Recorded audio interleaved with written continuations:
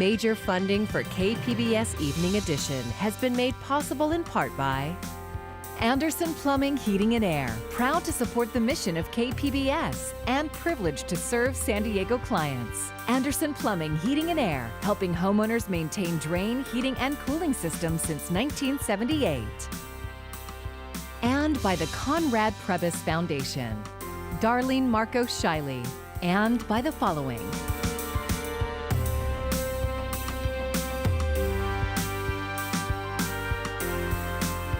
And by viewers like you. Thank you.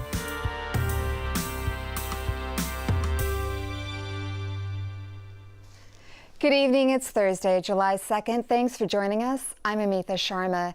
Changes are coming to San Diego County after a new daily record number of coronavirus cases. The county will be placed on the state's watch list tomorrow. That means we can expect additional closures or new restrictions in the coming days. This afternoon, county officials reported a staggering 584 new cases and 5 more lives lost to the virus. KPBS reporter Matt Hoffman spoke to one of the county's largest hospital systems, who says some people who contracted the virus over another holiday are starting to end up in the hospital. Dr. Longhurst, we've hit the trigger for hospitalizations, we hit the trigger for community outbreaks. What are you guys seeing as a hospital sort of on the ground here caring for patients?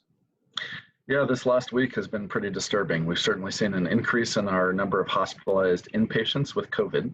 Dr. Christopher Longhurst of UC San Diego Health says an increase in hospitalizations follows weeks of increased testing results. So our increase in hospitalizations this week looks likely to be related to Memorial Day weekend. So that was around the time of a lot of reopening and a lot of community-acquired cases.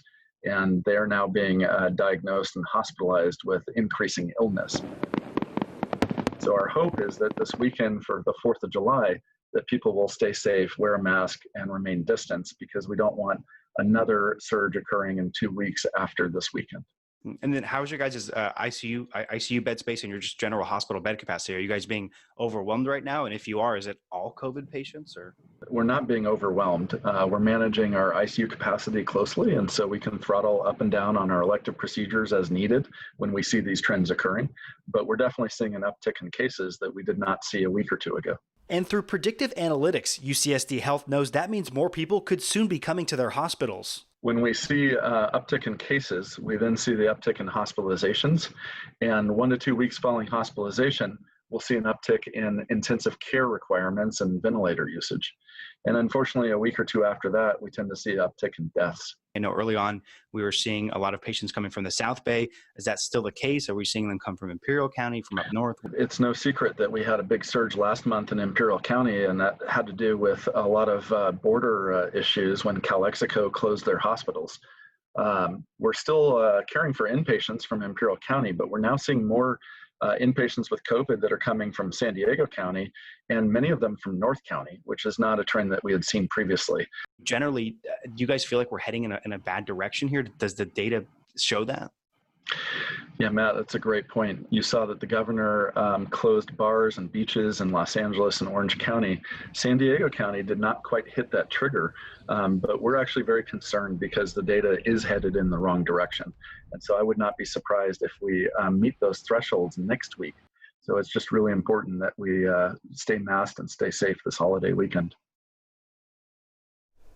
That was KPBS reporter Matt Hoffman. Other hospital systems like Kaiser, Sharp, and Scripps Health say they too are seeing a rise in COVID-related hospitalizations.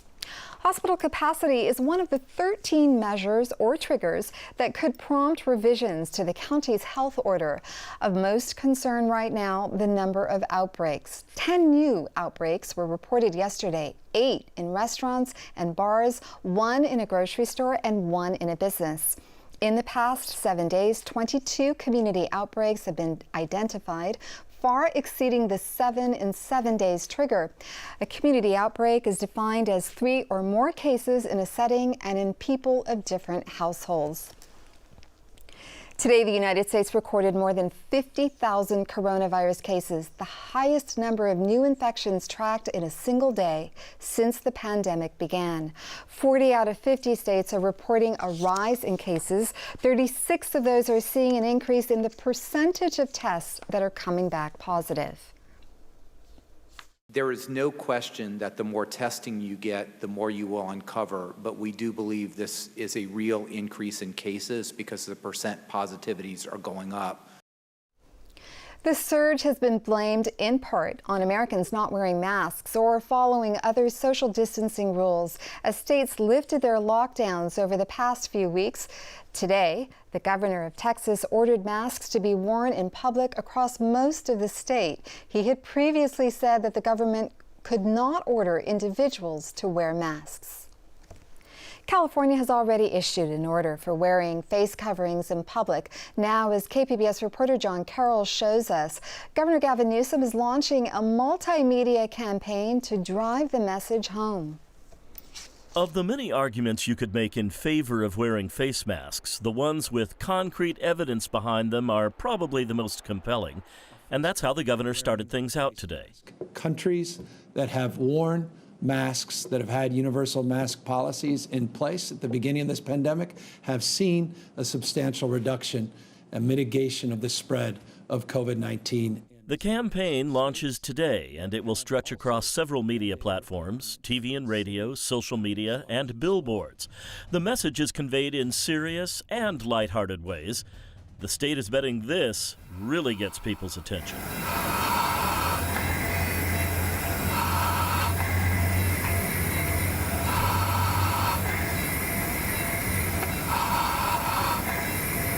But then there's this, entitled Behind the Mask. And the hidden smiles, the foggy glasses, and the sore ears. Right now, you'll just see the messages in English and Spanish, but several other languages will be added later this month. The new Wear a Mask campaign launches against the backdrop of increasingly worrisome numbers, a 56% increase in hospitalizations over the last 2 weeks. ICU admissions up 49% over the same period. Outside of staying at home, outside of practicing the physical distancing, wearing a mask is foundational. And again, it's mandatory here in the state of California. The Wear a Mask campaign is being paid for largely by contributions from wealthy Californians and several organizations. It will run through the end of the year. John Carroll, KPBS News. The County of San Diego just opened its first no-appointment coronavirus testing location. It's at the Tubman Chavez Community Center and will be open 7 days a week, except for this weekend. Testing will be limited over the holiday weekend. You can visit 211sandiego.org for more information. Today, the San Diego State University Police Department announced it has completed its investigation into the death of Dylan Hernandez. The department collaborated with the county DA's office in a nearly 6-month investigation. The 19-year-old SDSU student died after falling from his bunk bed. Detectives concluded it was an accident and there was no basis to prove hazing charges. With the criminal investigation wrapped up, the university will investigate alleged misconduct by students and the Phi Gamma Delta fraternity. They wanted to make their voices heard, and they did. About 150 local students sounded off today in a call for equality and a desire to defund campus police. KPBS reporter Max Rivlin-Nather with more on their protest. Y'all know why we're here. We're all here today to demand that San Diego Unified School District to defund the school police. Amidst a national reckoning surrounding police budgets and law enforcement's use of force, students took to the street on Friday to call on San Diego Unified to remove police from schools. The protest was led by a group of black female organizers who feel that San Diego schools would be better served by redirecting resources spent on police to school counselors and hiring more diverse teachers. We are demanding Superintendent Cindy Martin and the rest of the San Diego Unified School District Board to reallocate the SDPD funds into more counselors, more mental health specialists, more campus resources, and more black and indigenous teachers. The current budget for the district's police department is $9 million. Mira Mesa senior Jaslyn Bass said that police were making schools in San Diego less safe and helping to escalate situations. They're not for us, they're not keeping us safe, they're escalating issues when they don't need to be escalated, causing confrontation. Issues with black students and brown students, specifically black women on campuses, is unacceptable, period. The protests, where participants were all wearing masks, swelled to over 150 people and briefly stopped traffic on El Cajon Boulevard. Max Rivlin-Adler, KPBS News. San Diego Unified School District's police department has arrested or detained more than 9,000 youth since 2007. KPBS education reporter Joe Hong dug into the data and found that young black people were up to 4 times as likely to be arrested or detained than their white peers. It's just the way life is. I mean, growing up as a black person, you understand that that's just how society works. Layla Williams graduated last month from San Diego High School, where she was the president of the Black Student Union. She spent her high school career fostering conversations among teachers and students about racism on her campus. She saw this as progress for her school. But she said she also saw an increased police presence during her time at San Diego High, and she had the persistent feeling that campus police officers targeted black students. When you're coming onto campus, you want your school to be a trusting, safe place. You want to be your staff has faith in you, trust in you, But when you're coming onto campus and the first thing you see is a security guard or a police officer there, glaring at you, you're just kind of like, well, dang, does my school even trust me? San Diego Unified is one of the few districts in California that has its own police department. It currently has 37 sworn police officers patrolling campuses and the surrounding streets. A KPBS analysis of arrest and detention records from 2007 to 2019 shows that Williams' school, San Diego High, had 545 arrests, more than any other school in the district.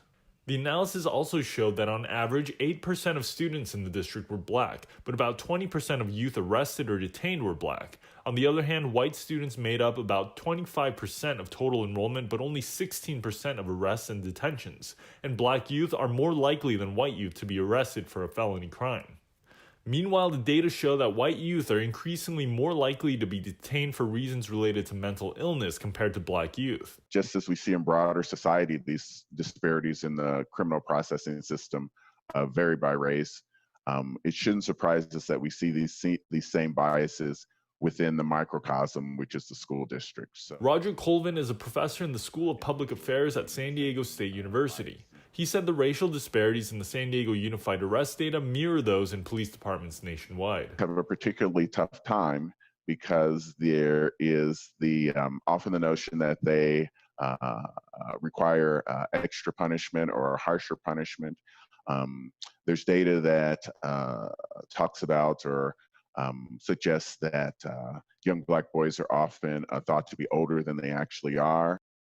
What's his name? George Floyd! What's his name? George Floyd! What's his name? George Floyd! These facts, along with the nationwide push for racial justice in the wake of the killing of George Floyd at the hand of Minneapolis police officers, have led Williams and other students to call for the defunding of San Diego Unified Police. They participated in a protest at the district office today.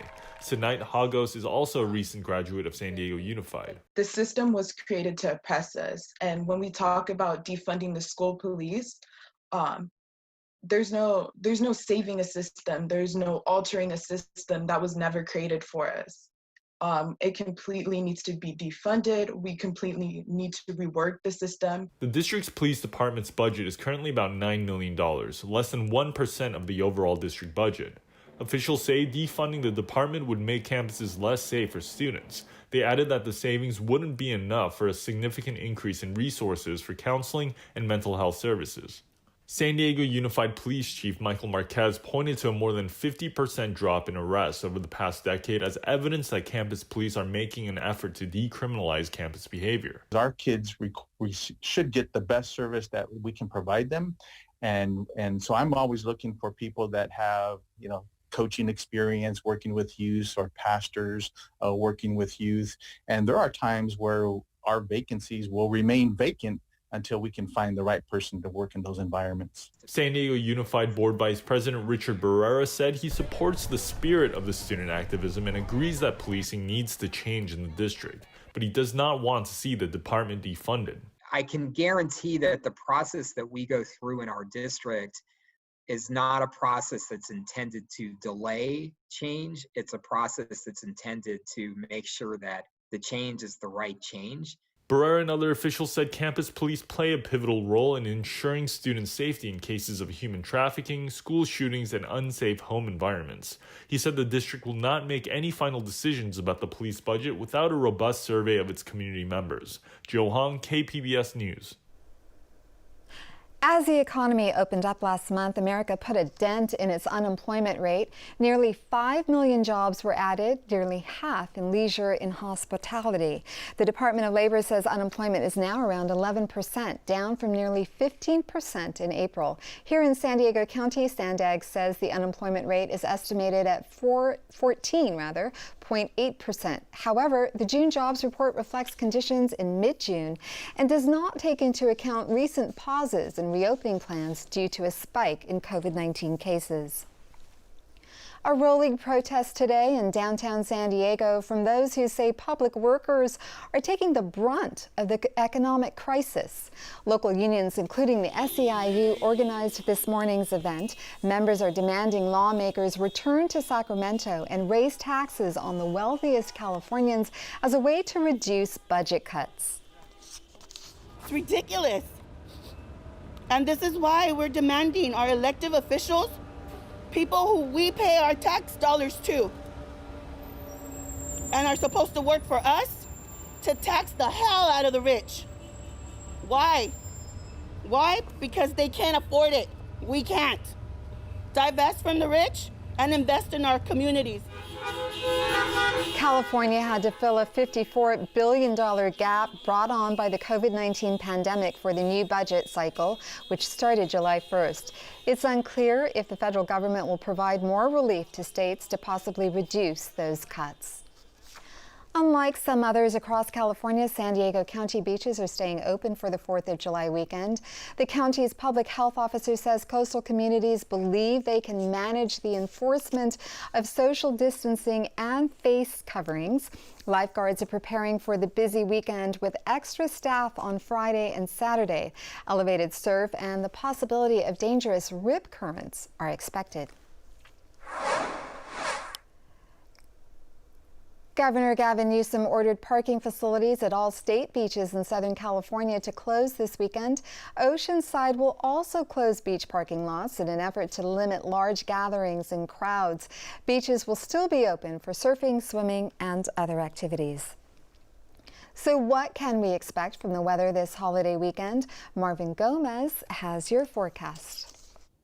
Hope you're having an amazing Thursday so far, and thanks for staying with us on KPBS News. I'm Marvin Gomez. Let's talk about our weather headlines as we go from now all the way through our Sunday. Those temperatures will be warming up, and along the coast, only along the coast is where we will be dealing with some fog with that shallow layer of low clouds. And heading into the weekend, a high surf advisory may be issued by the National Weather Service as we are anticipated elevated surf and also strong rip currents here in San Diego County. Speaking of San Diego County, here are your temperatures for tonight. Mount Laguna cooling down to 54 degrees. 73 degrees will be your low temperature in Borrego Springs, and across Oceanside we're going to be dropping near 60 degrees. Friday and Saturday, well, we do have an upper level high pressure system across the desert southwest, and that's gonna be the mechanism that's going to allow those warmer temperatures to move into our region. Here's a look at our Friday, coming up to triple digits in Borrego Springs 106,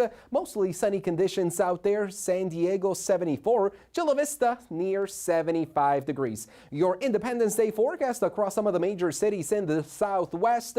LA 85, 106 in Las Vegas, and 110 degrees for Phoenix. Here's your 5-day AccuWeather extended forecast. Along the coast, notice those temperatures gradually coming up into the upper 70s as we head into your Sunday. Inland areas, it's going to get much warmer. We're going to be near 92 by the time we head into your Sunday. And then starting next week, temperatures gradually cooling down again. Across the mountains, we're going to be coming up to 80 degrees. That'll be the highest temperatures for the weekend. And in the desert areas, well, we're going to stay in the triple digits. Not much variation in terms of those temperatures. Make sure you drink lots of fluids and, of course, stay inside air-conditioned locations. That's all on my end. Thanks for staying with us on KPBS News.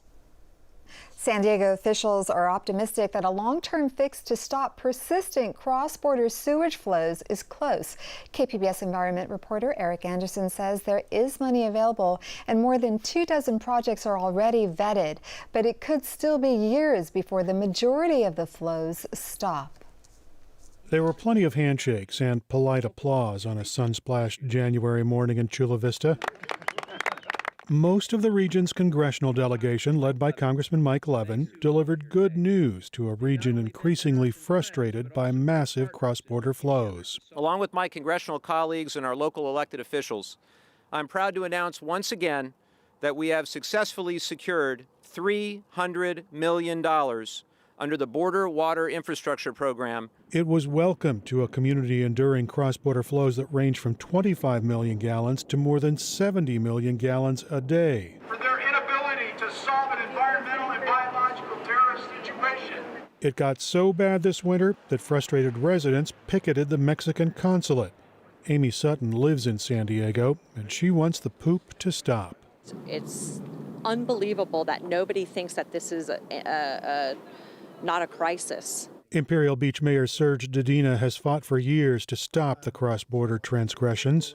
The stench of sewage that our residents have put up with and is impacting people's health in South County has just been horrendous. He's hopeful the $300 million in the U.S.-Mexico-Canada trade deal can pay for projects that attack the problem north of the border. We're looking for those river flows to get down to almost zero. If not, we're always at the mercy of Mexico and whether or not someone's, on the job or it's a weekend or a holiday and the sewer system breaks down. And then it's what we have to do now, round robin of calls, emails, exchanges, et cetera, to get someone to turn on the sewer system or fix something. And San Diego County has options. The county has identified 27 separate projects that improve the ability to catch and treat those cross-border flows. This is really a priority that needs to be dealt with now, not later.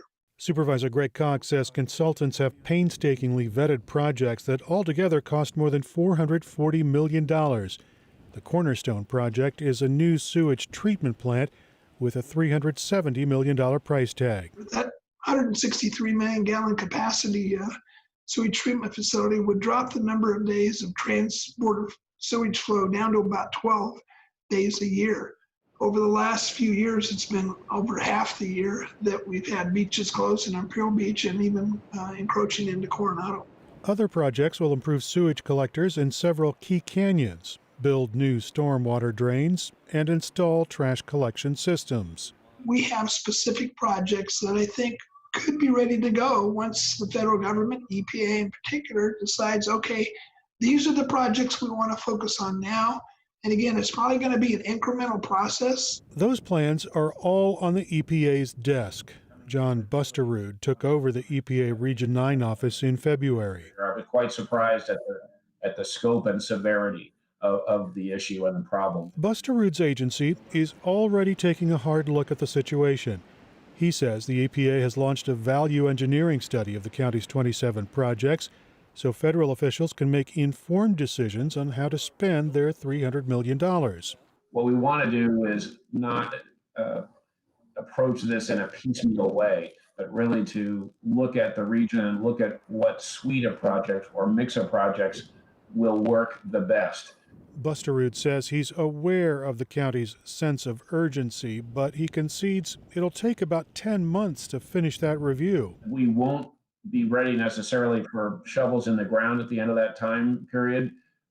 There will be additional NEPA review, environmental review required at the end of the value engineering. We hope to front-end load a lot of that during this immediate time, the next 10 months, but there will be a need for additional environmental reviews there. In the meantime, the EPA is spending a few $1 million to pay for some pipe repair projects in Tijuana.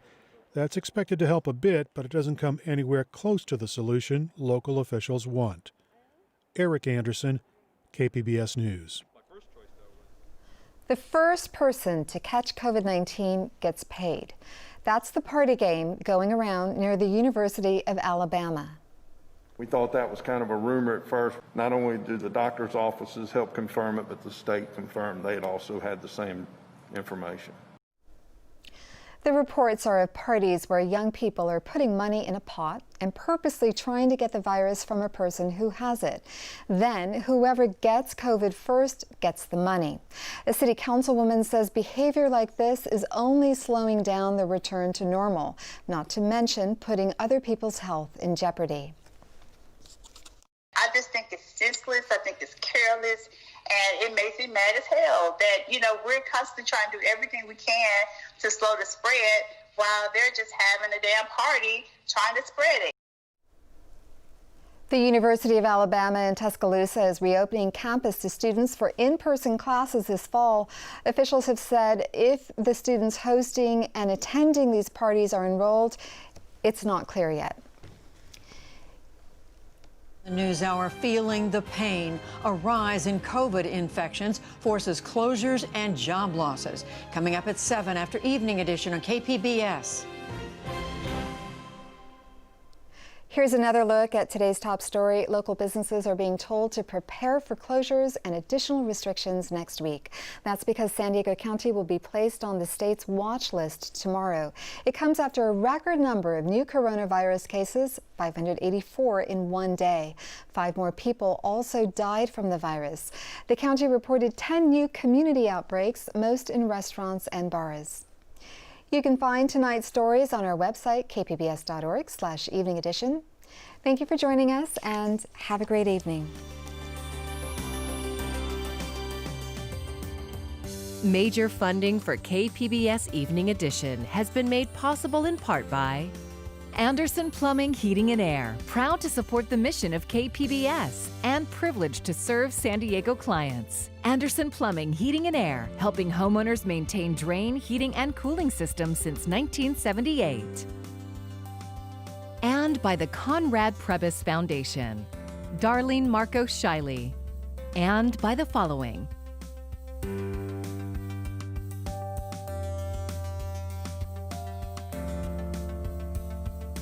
And by viewers like you. Thank you.